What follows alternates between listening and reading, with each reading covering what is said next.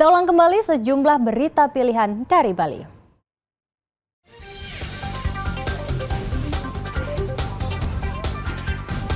Sebuah tempat usaha laundry atau cuci pakaian di Jalan Drupadi, Denpasar, ludes terbakar.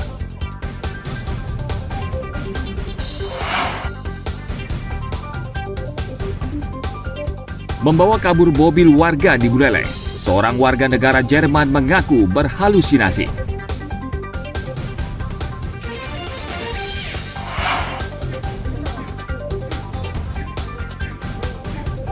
Setelah sempat ditiadakan selama pandemi COVID-19, pentas tari kecak kembali digelar di Ubud.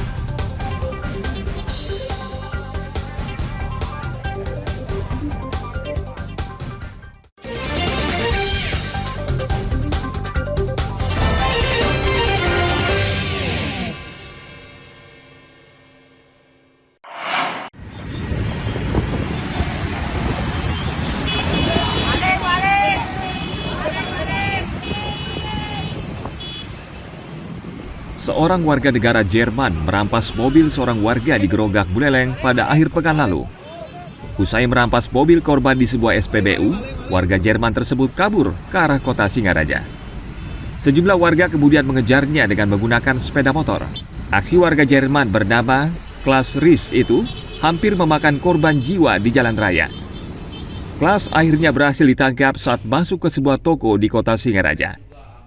Dalam pemeriksaan polisi, ia mengaku berhalusinasi dengan dikejar oleh seseorang sehingga membawa kabur mobil korban.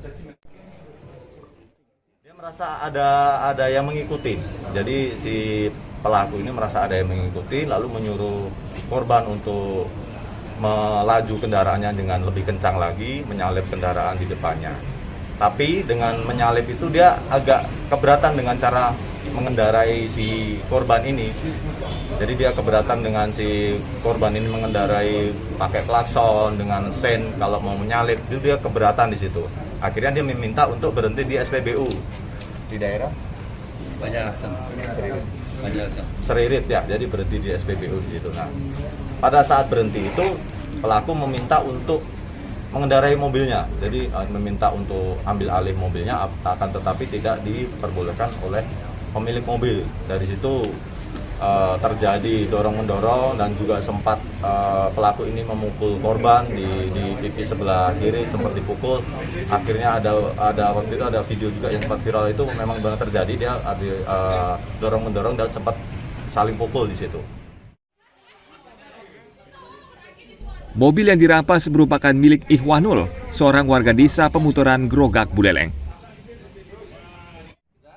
Polisi telah berkoordinasi dengan petugas imigrasi untuk mengecek status visa dan izin tinggal sementara warga asing tersebut. Tersangka dijerat dengan pasal 365 KUHP tentang pencurian dengan pemberatan dengan ancaman pidana 9 tahun penjara. Tim Liputan melaporkan dari Buleleng.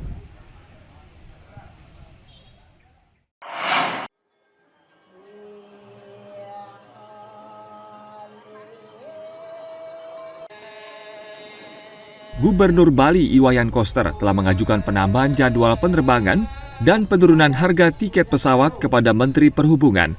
Hal ini dilakukan setelah harga tiket pesawat kembali naik dan berpengaruh terhadap kunjungan wisatawan ke Bali.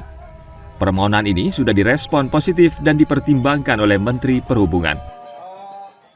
Bukan terancam, tapi jadi berpengaruh terhadap wisatawan yang domestik. Kalau yang mancanegara tidak, yang mancanegara malah sekarang cenderung naik.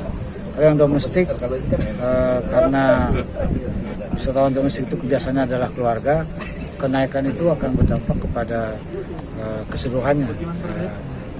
Jadi kalau satu keluarga 4 orang, 4 kali sekian ya jadi cukup tinggi harga tiketnya.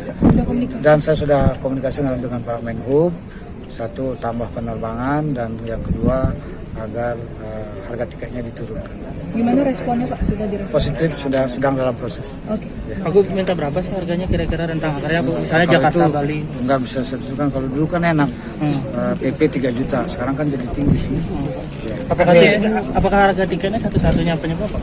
Enggak, ya tentu juga ada masalah. Harga tiket pesawat kini naik di tengah bangkitnya dunia pariwisata Bali. Kenaikan harga tiket pesawat antara lain disebabkan oleh naiknya harga bahan bakar akibat gejolak harga minyak dunia. Tim Liputan melaporkan dari Denpasar.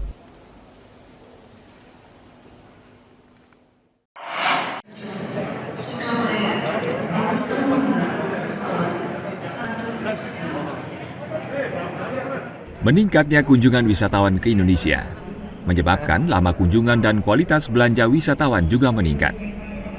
Lama tinggal wisatawan yang sebelumnya kurang dari 3 hari, saat ini telah mencapai 4 hari. Kualitas belanja wisatawan juga meningkat dari $1.000 menjadi $1.300 selama masa kunjungan. Kebangkitan pariwisata yang per hari ini kita sudah di atas target dari kebangkitan yang dicanangkan, di mana kita berharap 1,8 sampai 3,6 juta wisatawan mancanegara datang. Kita sudah ada dalam zona bisa melewati angka tersebut, tapi lebih baik lagi adalah dari segi indeks yang dimana kita sekarang sudah lompat 12 poin, ini juga sudah di atas target. Dan yang menarik dari kunjungan wisatawan ini adalah lama tinggalnya di Indonesia ini sudah berhasil kita tingkatkan, dan juga kualitas belanja mereka juga meningkat. Sehingga akhirnya devisa yang dihasilkan pariwisata dan ekonomi kreatif sebagai penyumbang nomor 2 dari pendapatan negara ini semakin kita solidkan. Dan ini yang kita harapkan, output ini, momentum ini akan terus kita bisa kawal kebangkitan. Jumlah kunjungan wisatawan mancanegara ke Indonesia saat ini berada di angka 10.000 hingga 15.000 orang per hari. Indonesia juga telah berhasil meningkatkan daya saing pariwisata di level dunia. Berdasarkan laporan Travel Tourism and Development Index, Indonesia naik 12 peringkat ke posisi 32 dunia, mengungguli Malaysia, Thailand, dan Vietnam. Agung Gede Agung melaporkan dari Badung.